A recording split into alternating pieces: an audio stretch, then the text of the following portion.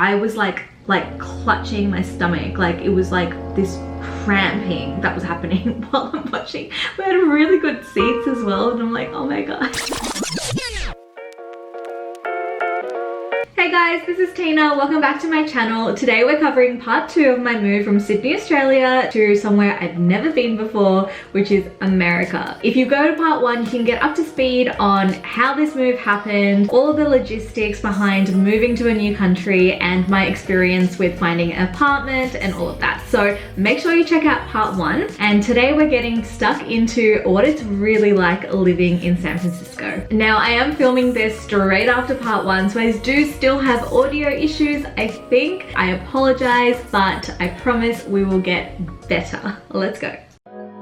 I had really high expectations of this city just because of the amazing stories I'd heard. A lot of friends, and you guys even DM'd me all of your stories when you traveled here. It sounded like a really vibrant, fun, exciting city and really pretty and all of that. I came here with that image in my head, and of course I had like Full House in my head and like all the like Mrs. Doubtfire, like all of those shows and movies that we've grown up on. But the thing is, restaurants, shops, they're all closing. Like there's barely anywhere to shop. There's been a 30%, I think I read it was 30% of shops had closed in the Union Square area. If you're from Sydney, it's kind of like the Pitt Street Mall, QVB shopping district area. I walk through downtown, which is like CBD, it's empty. Like there's barely anyone. There's like so much working remotely going on. There's so many tech layoffs happening. Like I was like, this is like the home of Facebook, LinkedIn, Twitter, Google, Apple. All of these tech giants are here. And so I was really expecting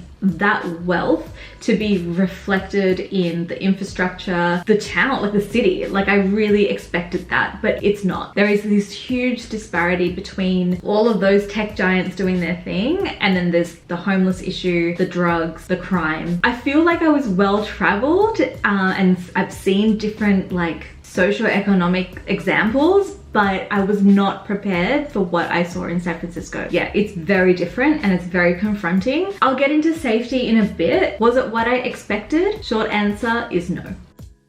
Yeah, so the first 3 months, I had all these like grand plans of like exploring San Francisco and like checking out all these stores and like doing my hunts like I did back in Sydney. But with like things closing down and just like feeling unsafe, or like the weather being the way it was a struggle to kind of like keep that ball rolling the same way I was doing it in Sydney. But that's the thing, like I can't cut and paste my Sydney life here.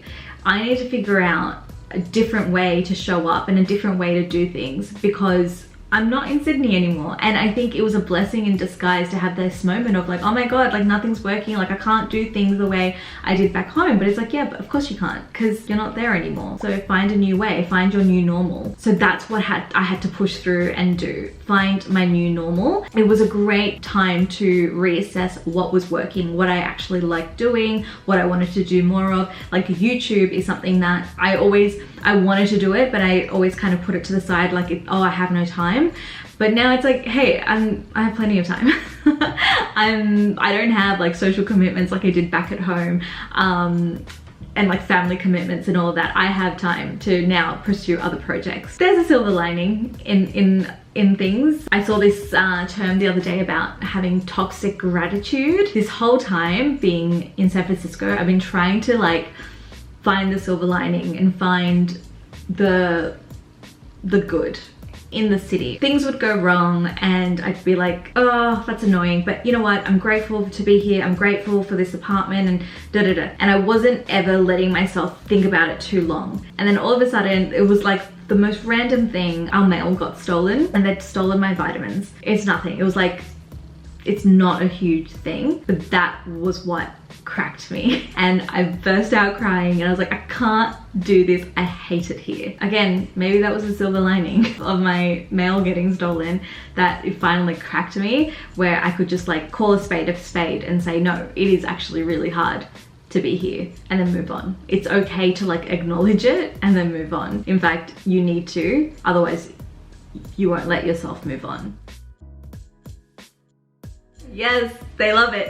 For someone coming from Australia, where I'll say I'm Australian and then it's like, but where are you really from? This is in Australia, by the way. But in America, when I say I'm from Australia, it's like, oh, cool. And then they just talk to me about Australia. So that's kind of been nice that I don't have to explain my background as much. It's just accepted that I'm Australian.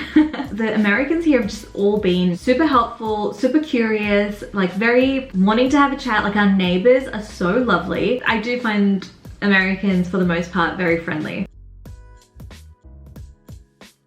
So in California, absolutely, you have more like healthy options, lots of Asian food. The taco trucks, like just on the roadside, are so good. The best like Mexican I've had. There's a place in LA called Tender Greens, which I love. It's super healthy. So yeah, like in California, it's been like pretty easy to find healthy food. What I will say though is when we first moved here, I started to have like really bad digestion issues. I just wasn't digesting my food properly, and I went to a doctor. I also went to a naturopath, and they were like, oh, like, did you just get here from Australia? And I was like, yes. And they said, well, yeah, this is quite common. We see this a lot. It takes a minute for Aussie like stomachs to get used to the food here in America because it's a different quality. It's a thing. And then I was speaking to some other friends that had moved over, and we'd all had similar experiences. I take probiotics now. I'll have like kimchi and yogurt and, you know, like that, all the good gut stuff. So yeah, I'm just doing that kind of thing, and I'm just very conscious of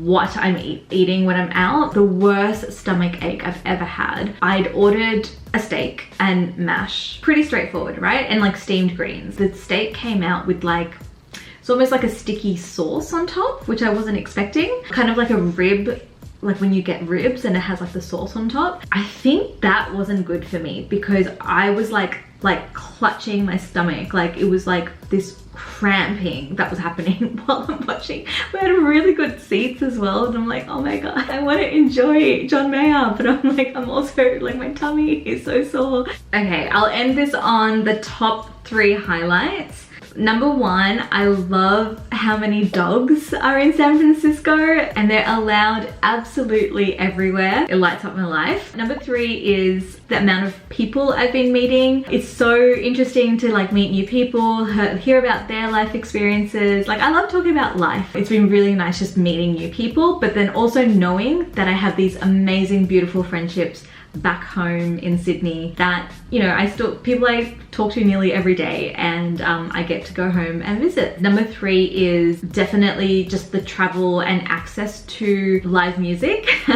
All of our travels basically have been based around live music, and we just go to where the shows are and we make that an excuse to explore that particular city. And what's been harder, number 1, is the weather. I didn't expect it to be as cold and stay as cold as it has. To be fair, it's been the coldest and wettest winter in 150 years. There's that. We landed end of December, and then yeah, all the way through till April. It was rainy, it was cold, it was cloudy. I had to up my vitamin D because I just wasn't getting any sunlight, and I need sunlight to survive. That was really tough because we really wanted to explore this new city, but because of like the weather being horrendous, it's not safe to go outside. And now that it's summer, it's still not warm. It's about 16 degrees every day, this is June, right? So this is the same winter weather as like my friends back in Sydney are having. I have heard that it's a late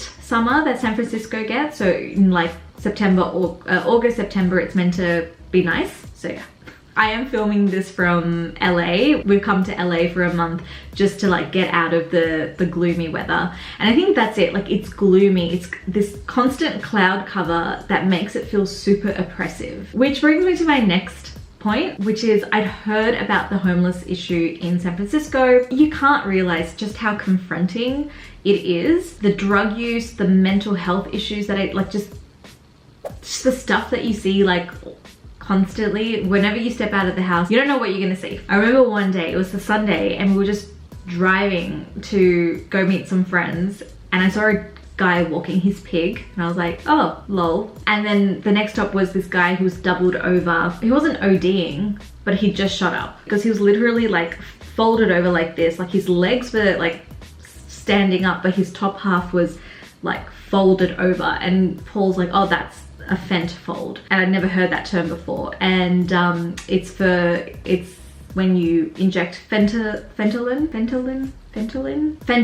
which is an opioid. So little old me, again, sheltered little old me, I'd never seen that before, and that's just so common to see. And I saw this guy like straight like outside our apartment building, and he was just like face planted on the sidewalk, and I thought he'd like passed out or something, but as I got closer I saw he was actually on a piece of cardboard, and and his like belongings were tied around his ankle, and that was where he was lying. And I was like, should I bring him some bread? Like, what do I do? And then when I came back, he was still out cold. Like, I'm so sad, like even talking about it, to be honest. It's just this like heaviness. So I wasn't ready for the heaviness that I would feel being there. On top of that, it's the safety. Like, I feel so, you know, when your like shoulders like are raised, like you're just on edge, like there's this tension. You don't know what you're going to see when you walk out your door. Like, it was just so random. I was walking down the street and this guy like stopped and picked up gum off the sidewalk and put it in his mouth and started eating it. And I'm like, wait, what? I can feel myself not wanting to go outside, which is not right either. Like, I do want to try and get myself out there a bit more and explore a little bit more. But then it's like, oh, let me try and go to this restaurant or this shop I heard about, and then they're closed because of like all the issues with after the pandemic. So I feel like I went in all in and really ready and excited to embrace the city, but there's not much of a city to be embraced right now. We talked about the cons of San Francisco, so let's go into the pros. I like leaving it, to be honest. So what I love about it is it's a smaller city. It makes it easy to get around, and also it's only 20 minutes to the airport from where we are. So as a base, to get to other places, it's been amazing. I also love that it's in California. Just outside of San Francisco are some amazing towns and national parks and, you know, things to explore. Sadly, because of the weather and like the non-stop rain for the first half of this year, that's really affected you know, what we can do in California, but it's been really nice to travel out and see other parts of America. This is a great question, and it kind of touches on something that I try and do like through all facets of this move, and is not compare it to Sydney. I know it's human nature to refer back to what you know, but the reason we came here is to have new experiences. So yes, you can compare it, but you don't think deeper into it than that. In terms of building a community, I'm again really lucky that Paul has a network here already through working in this company for over 5 years now. One of his workmates is also Australian, and he's here with his partner, and so we travel together, which has been amazing. Thanks to my Instagram, I've met quite a few people. There's been 3 people that follow me on Instagram have also moved from Sydney or from Australia to San Francisco in the last 6 months. We've met up for coffee, like that's been really nice. Building a community, like 6 months is not very long, but the friendships and the people I have met is by saying yes to you know, offers to like hang out or go traveling, and just seeing how it goes, and not being tied to the expectation that it has to be amazing or perfect. It's just, we're here to try new things and we just see where that goes. Alright guys, I'll leave it there for this episode. Thank you so much for sending in all of your questions. It's been really nice to reflect and share. I'd love to do more of it, but I'm gonna try a few other content ideas as well on here, so stay tuned, and thank you for watching so far.